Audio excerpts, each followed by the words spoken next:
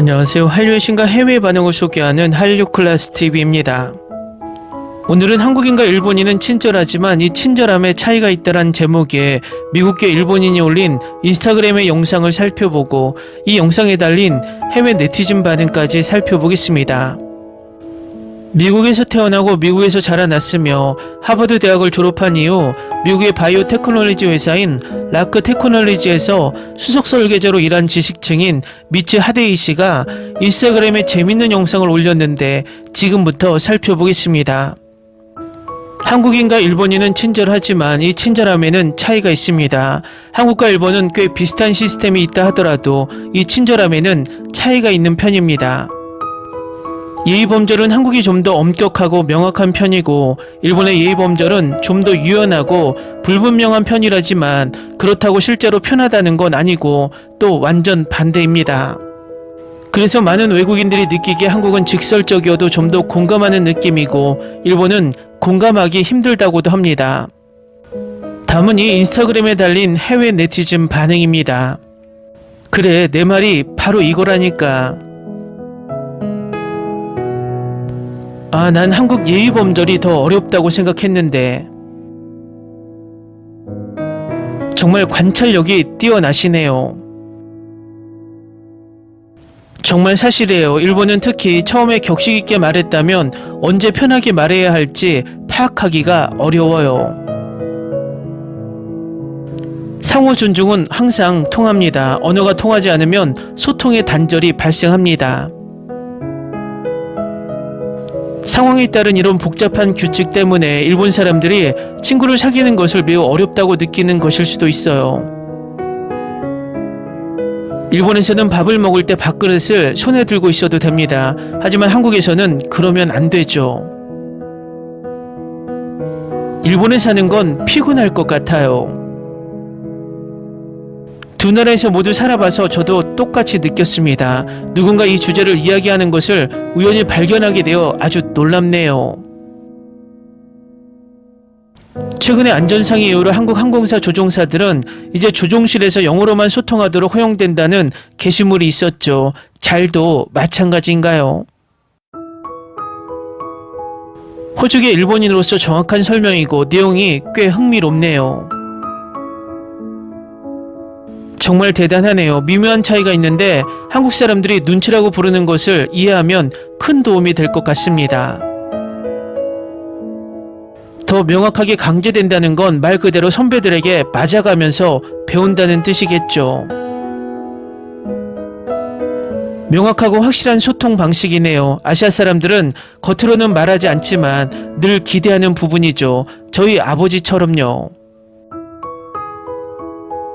이런 상황에서는 공손한 말투를 사용하는 것이 안전한 선택 아닐까요? 통찰력이 좋네요. 그 차이를 아는 것이 도움이 됩니다. 정말 이해가 돼요. 한국은 선배라고 해서 계속 존댓말을 쓰는 것도 아니고 때와 경우에 따라 격식을 깨도 용납되니까요. 하지만 그 사람이 나이는 어리지만 당신의 상사이고 쇼핑몰에서 우연히 그를 만났을 때 그에게 인사하고 싶다면요. 정말 유익한 정보입니다. 이 부분에 대해 명확하게 설명해 주셔서 감사합니다.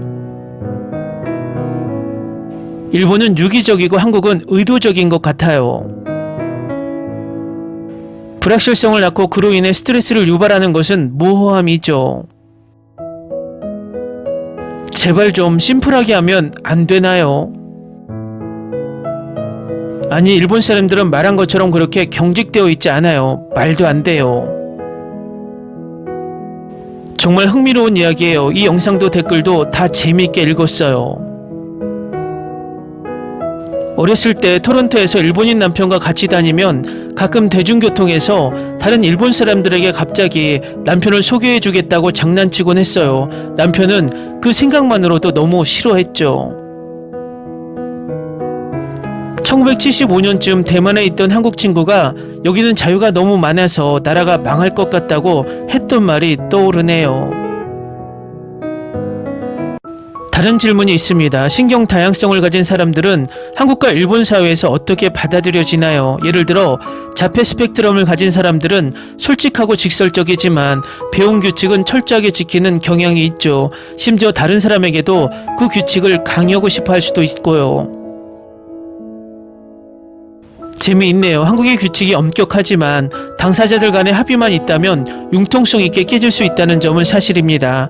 그리고 사람들은 실제로 이런 부분에 대해 톡 터놓고 이야기를 나누죠. 제가 두 언어를 배우면서 관찰한 결과 이 의견에 동의합니다. 일본어는 맥락에 의존하는 정도가 높지만 한국어는 특히 한국식 나이와 국제 나이를 모두 써야 해서 상대방 나이를 파악하는 게 혼란스럽다고 생각해요. 완전히 맞는 말은 아닙니다. 일본에서 가장 기본이 되는 규칙은 정중한 말투를 사용하는 것인데 이는 매우 명확하고 모호함이 없어요. 명확하지 않는 것은 미묘한 표현이나 뉘앙스들이며 이런 때 맥락을 파악해야 하는 거죠. 일본 사람들은 격식 있는 상황이나 나이 많은 사람과 이야기할 때도 아리가또를 고자이마스 없이 말하기도 합니다. 하지만 한국어에서의 고마워와 고마워요의 차이는 매우 커서 칼같이 구분해서 사용해야 합니다. 이런 것 때문에 피곤해지죠. 시골 GS25시에서 나이 드신 아주머니와 한국어로 대하려고 노력할 때까지는 잘 지냈습니다. 그런 때 딱 마지막에 맞는 단어를 기억해내려고 긴장과 불안 때문에 요를 빼먹자마자 아주머니 얼굴에 갑자기 경멸하는 표정이 나타났어요. 그날 하루 종일 기분이 안 좋았습니다. 공손함과 존칭을 구별하는 것도 중요합니다. 한국어에서는 관계에 따라 친구에게는 편하게 말하고 자식은 부모에 대해서는 편하게 존칭을 사용하고 친구 부모님께는 공손하게 존칭을 사용합니다. 매우 사실적인 이야기네요. 한국에서 태어나는 아이들의 숫자를 보면 미래의 국가로 존속하지 못할 수도 있다는 것을 알고 있나요? 제 생각에는 한국 사회에서는 직설적인 표현과 소통이 더 잘 허용되는 것 같아요. 한국 방송 프로그램을 봐도 격식, 비격식 말투 같은 이런 종류의 주제에 대해 노골적으로 토론하는 것을 볼 수 있잖아요. 일본에서 나이 많은 사람이나 상사가 편하게 말하라고 하더라도 계속 공손함을 유지하는 게 안전합니다. 하고 싶은 말을 다 해도 좋다는 뜻이 아니기 때문이죠. 그냥 긴장을 풀어도 된다는 의미일 뿐입니다. 일종의 함정인 거죠. 속지 마세요. 그들은 당신을 시험하고 있는 거예요. 불분명한 규칙들은 결국 과도한 생각을 하게 만들고 이것이 스트레스를 더욱 키웁니다. 동의해요. 하지만 동시에 사람들이 더 많이 고민하고 더 사려 깊어지도록 만들 것 같기도 해요. 그게 바로 아름다운 점이고 일본 사람들이 여러모로 그런 면이 있잖아요. 모든 것이 흑백 논리로 딱 잘라 말해지지 않는. 저는 오히려 그게 사람들이 실제로 사려 깊지 못하게 만든다고 생각합니다. 상황이 불분명해도 그 대화 속에서 방금 생긴 규칙을 따르지 않는다는 이유로 더 심하게 비난받을 거예요. 사과를 하더라도 아마 뒤에서 공격적인 반응만 돌아올 테고요. 그게 꼭 규칙이라고 보긴 어려워요. 상대방에게 악의적인 의도가 없다고 판단되면 그들의 격식 실수를 용서해 줄 겁니다. 맞아요. 모든 게 애매한 회색지대 같은 거죠. 다른 할 일이 전혀 없을 때는 더 많이 생각할 여유가 있겠지만 특히 일을 빨리 처리해야 할 때는 정말 피곤한 일이에요. 그리고 그런 규칙 때문에 덜 즉흥적이게 되고 타인과의 접촉도 줄어들게 되죠. 한국의 사회규칙은 직접적이고 명확한데 일본의 규칙은 암묵적이고 맥락에 따라 달라집니다. 외국인 입장에서는 일본 규칙이 훨씬 이해하기 어렵죠. 제가 한국에서 더 환영받는다고 느끼는 이유도 이 때문입니다. 물론 긍정적인 면도 있습니다. 일본의 미묘한 차이는 더 개성 있는 개인들을 포용하는 것 같고 한국에서는 솔직해질 수 있다는 거죠. 덕분에 사람들이 더 효율적인 시스템과 편안한 대화를 나눌 수 있게 해줍니다.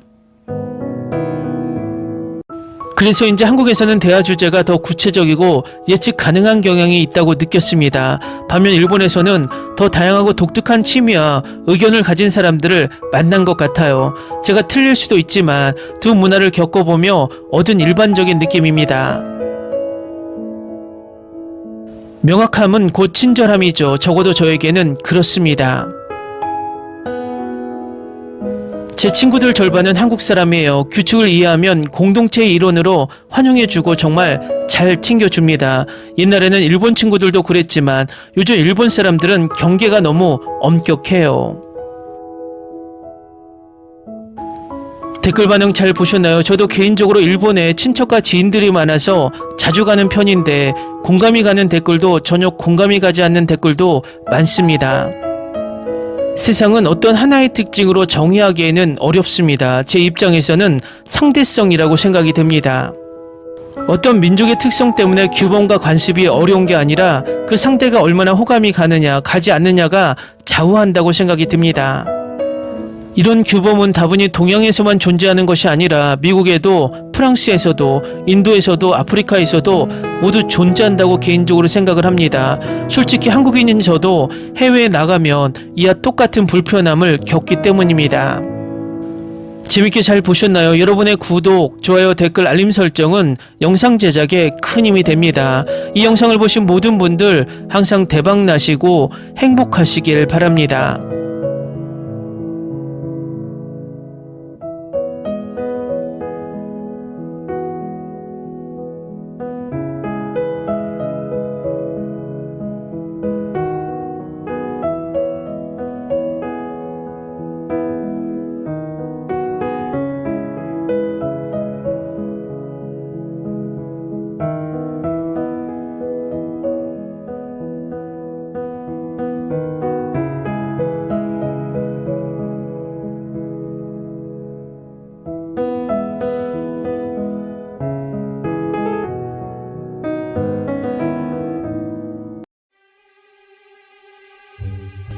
Ni se te ocurra.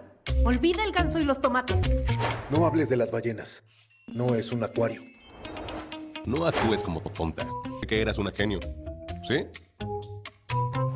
No vayas a presumir, a la gente no le gusta eso. Y no digas cosas sin sentido. Y bueno, ¿terminamos? Hasta pronto. Abogada, tengo mucha curiosidad por conocerla.